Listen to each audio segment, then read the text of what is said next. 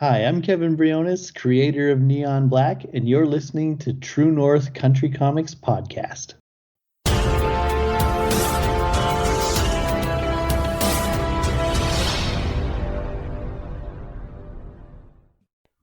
Welcome to the True North Country Comics Podcast, dedicated to promote Canadian comic book and graphic novel creators and supporters.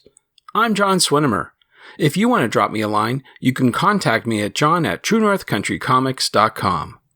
In celebration of the comic book creators exhibiting at FAN EXPO Canada 2023, on this episode I chat with Kevin Briones about his Neon Black comic book series and more.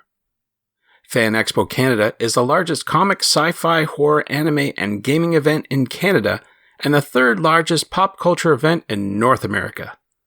The show has grown from a small comic book convention attracting 1,500 fans into a multifaceted and multiple-day citywide event that attracts hundreds of thousands of people from all over the world. This podcast is available on Apple Podcasts and Google Podcasts and YouTube. Please like and subscribe to that video channel. And if you want to help the site and the podcast, please consider supporting the effort by chipping in at ko-fi.com/True North Country Comics. Your patronage is greatly appreciated. Kevin is a creative director for an art studio in Toronto. He has over 15 years' experience in the design industry working across Canada, including London, Ontario, plus Whitehorse, Yukon, and other places in between. Kevin is also a graphic artist and illustrator. His previous work includes the Go Man comic book series. With illustrator Paul Lemenko, Kevin continues to publish the Neon Black comic book series. The story of Neon Black goes like this. There is a fine line between good and evil, light and dark, black and white. Some stand for the light through no choice of their own, out of duty and responsibility, and some have the darkness thrust upon them. In every age, a catalyst emerges outside the boundaries of light and dark. But to right the wrongs, she must become something else. Beyond good and evil, she must become Neon Black. And so, without further ado, here's my chat with Kevin Briones about his Neon Black comic book series and more at FAN EXPO Canada 2023. So, Kevin Briones, thank you very much for taking time to chat with me. Yeah, thanks for having me. I appreciate your time. Before we get started with all the questions, I want to ask you, what's on your bedside reading table? What are you reading today? What am I reading today? There's actually two books that I'm reading, not necessarily comics. It's the first one is The War of Art by Stephen Pressfield. Well, the book it's basically about, I feel like it's crucial reading for any artist or even aspiring artist, anyone who is aspiring to do, something, as a creator, there's, always that urge inside you to do, to create or, to follow some kind of passion or something in the book, it says to help you achieve your true self. Now, what it does, it's a play on words with, the art of war, how it lends to, say, the creative side, where it's a war of art, is it identifies things like the resistance and the different forms that it takes in your everyday life that kind of stands in the way of you kind of creating your and achieving your dream. It leans more to the creative side. I've had it recommended to me by writers and artists alike. In reading it, it's it does help you identify things where, things like procrastination, but instead of just talking about procrastination, it analyzes, why are you procrastinating? Sometimes it's actually a fear of success, a fear of actually making that dream come true. It's a very interesting read. We're talking because you're going to be exhibiting at FAN EXPO Canada this year. So with that in mind, I'm wondering, do you have any favorite memories from that convention in the past or other recent conventions? From that convention in particular, number one, there's a ton of great memories from FAN EXPO. I'll give you two, right? There's, okay. The one blanket one, just the favorite experience is, just going to see the different artists there especially the artists that I've met while doing conventions. It's very close to like a con family, to where it's like, for the most part, you only see them at the conventions. It's almost like an unspoken bond that we're all in there in the trenches, and we're all doing the same thing, selling selling our art, selling our true self. But I think like there's something like communal about that experience that I really love about doing conventions, and meeting the other artists that participate in the conventions as well. And as for like my favorite experience is, I remember I was at the table, at my table I do have a lot of original artwork for sale. I had one gentleman come up to the booth, and he was kind of humming and hawing. I had some original art of the Ninja Turtles, and he was humming and hawing about them. And because they were the turtles, I had each individual turtle as a individual art piece. And I've always said to like anyone who had ever asked, I was like, I'm not selling them individually. If you're gonna buy them, you have to buy the set. So I had this gentleman, he was kind of humming and hawing. He's like, okay, well, so how much again for all four? And I told him the price, and he's sitting there and he's thinking about it. And he's like, okay, well, what if I added like these two on the end? And he picked two other art pieces. Okay, well, I guess he's humming and hawing about spending more. There's that haggling that goes with it. Right. And so I was like, okay, well, there's this. You're already buying. We're at 6 pieces now, so here's a discounted price. He's like, okay. Well, what about all 8? All 8 like original art pieces, right? And I'm like, okay. At this point, I'm like, oh, is this person serious, or right? Of like, just kind of pricing things out, right? Whatever the story was, it was. I had never made a sale that big before. So I was like, well, I'd like, okay, you're getting 8 pieces. So, here's what all 8 cost, but, I'll give it to you for this. Stands back and he's humming and hawing a little bit more. And then, now I see a friend come up to him, and, they're talking, and he's kind of discussing while I'm helping out other customers. And then finally, like when the customer leaves and he has a window to jump in, he comes up, he's like, okay, what about this? I'm like, okay. He's like, I'll give you this much for all 8. And it was full price, right? Oh. Wow. He wasn't accepting the discount. He goes, and I can get you a meeting with Stanley. Oh my goodness. I was like, okay, are you serious? And I flat out answer. I was like, are you pulling my leg right now? Yeah. Because number one, this is really exciting, but then also, meeting Stan Lee, and this was Stan Lee's last year at FAN.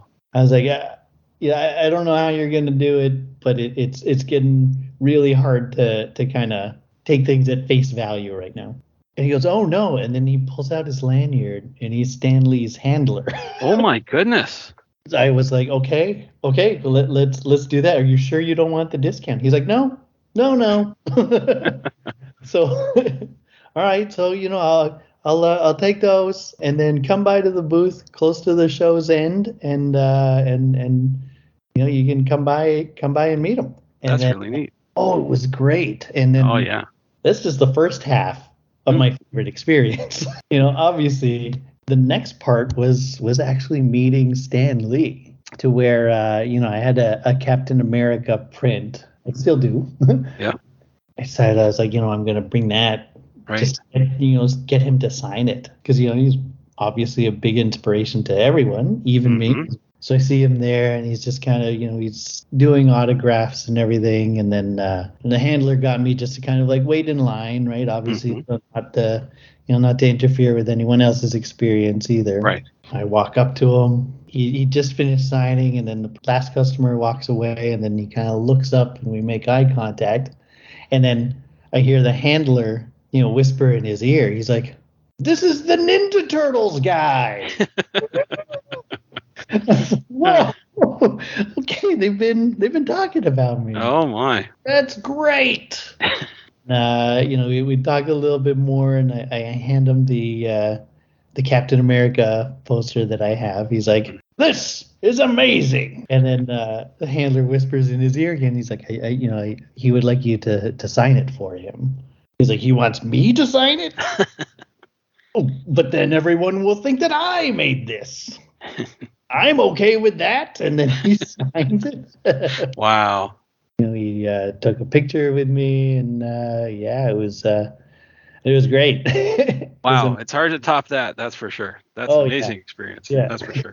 Well, that's a great story, but let's talk about you now. Okay. What books will you be exhibiting at this year's Fan Expo? How about that? So at this year's Fan Expo, I had just finished the long-awaited issue 3 of Neon Black, and this one was a bit of an interesting story because I'm sure we'll talk about this a little bit later. When I got promoted at my day job back in 2019, I believe, I had made the choice of like, okay, well, because I'm promoted at my at the day job, I really have to focus on the day job stuff. Right. I made the decision to take kind of a bit of a hiatus from conventions. Okay. Right. I had come out with Neon Black 1 and 2, and I was starting to grow a little bit, of a following as a creator. That's, it's amazing when you see one of your creations just kind of get a little bit of traction. Yeah. So ever since 2019, people have always been asking, like, when's Neon Black 3 coming out? When's Neon Black 3 coming out? And then COVID hit. Yeah. And then, let's call it 4 years later, I've got Neon Black 3 out. For those not familiar with the story, how would you describe it to someone? With Neon Black in general, it's a story about a girl who finds out that her real parents are supervillains, but her adopted parents are the superheroes who kidnapped her when she was young. Kind of describe it as like superheroes in a cyberpunk world. And number 3 sort of continues the story along, and as she's discovering more and more about her past, and then as the story gets even deeper, it plays around with the motivations of let's say all 4 of her parents, right? To where what's actually good versus what's actually not good. It's all about the information that's been given to you. You decide to believe because that's the only information that you've got. I want to ask you about the tools used to create your art. I wonder if you could walk me through your workflow when you create Neon Black and your other art. Well, it's pretty interesting. So for Neon Black 1 and 2, I had made it traditionally using pen and ink and a mix between Copics and watercolors. But for number 3, you tried something different? Yeah, number 3, I've made it completely in Procreate. It's all digital, and then with the focus that I had to find ways in Procreate to still make it similar to the traditional art style that I've used for the previous books. I don't want to toot my own horn, but I think I did it. Oh, okay. So it wasn't that much of a challenge, and you were able to find almost similar type of tools to get the job done. Yeah. It was a challenge. It was a lot of trial and error, finding like what works and what doesn't work. It's actually to achieve the look that I got. Gosh, it must be. I think I've used about like 12 different brushes in Procreate to kind of. Wow. Yeah. Well, I wanted to ask, you hit on this a little bit before, but by day you're an art director. For a major company. So I want to ask you, how has that role in your day job helped you in creating a comic book series? Is there anything that you've taken from that? Yeah, everything from storytelling to, in that role, I've had to do everything from character designs to storyboarding, and just everything was all about telling a story through the visual medium. Comics, I saw that as another visual medium, and don't really do comics at the day job. It's more of like a release because it's something that I don't normally do during the day. That's what I regularly do at night.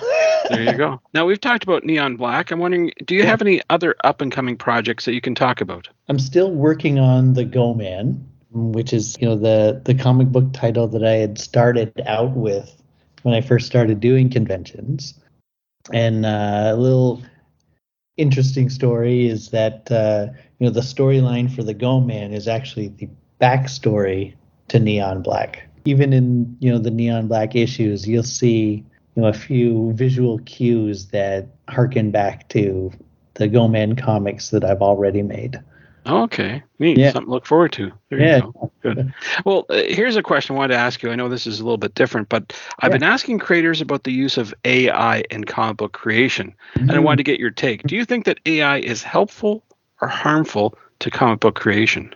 From what I've seen from the general public and what's been able to come out, it's almost like everything has reached from AI.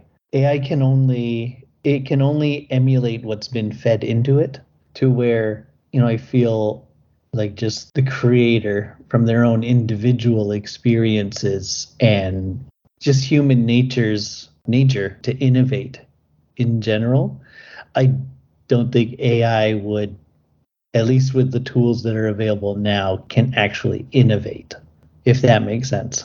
You watch some movies right now, you look at it, you're like, this had to have been written by AI.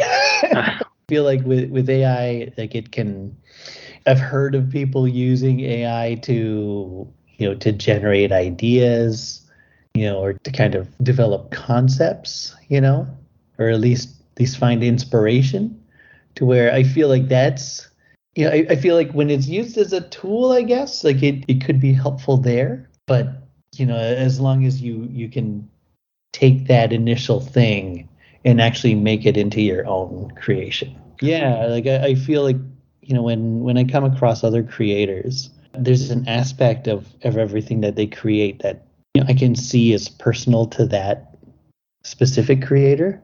And I just don't feel that with AI. Wanted to ask you, with all the projects that you have on the go, do you have a website where you recommend people go to find out about your current and your future work? Yeah. Well, right now, my the place where I regularly update is just my my Instagram at goman7. But I also have my personal website, kevinbriones.com, and I am currently working on neonblackcomic.com. Very good. More development specifically for Neon Black. Great. Well, Kevin, those are all the questions I have for you, but I'm wondering, is there something I didn't ask you that you'd like to get across in this interview? Other than come by and see us over at FAN EXPO. We'll be at booth 350. Thanks to Kevin for the chat. You can discover more about Kevin on Instagram at goman7, that's goman and the number 7, and online at kevinbriones.com. Thanks for listening to the True North Country Comics podcast. If you haven't done so already, please subscribe to and like this podcast on Apple Podcasts. And please check out the TrueNorthCountryComics.com website. True North Country Comics is now on YouTube. Please like and subscribe to that video channel and hit the notification button. You can follow along True North Country Comics on most social media sites. Please send your feedback to John at TrueNorthCountryComics.com. And if you want to help the site and the podcast, please consider supporting the effort by chipping in at ko-fi.com/TrueNorthCountryComics. Your patronage is greatly appreciated. Thanks for listening, and come back soon for another episode. Bye for now. True North Country Comics Podcast is copyright True North Country Comics, copyright 2023.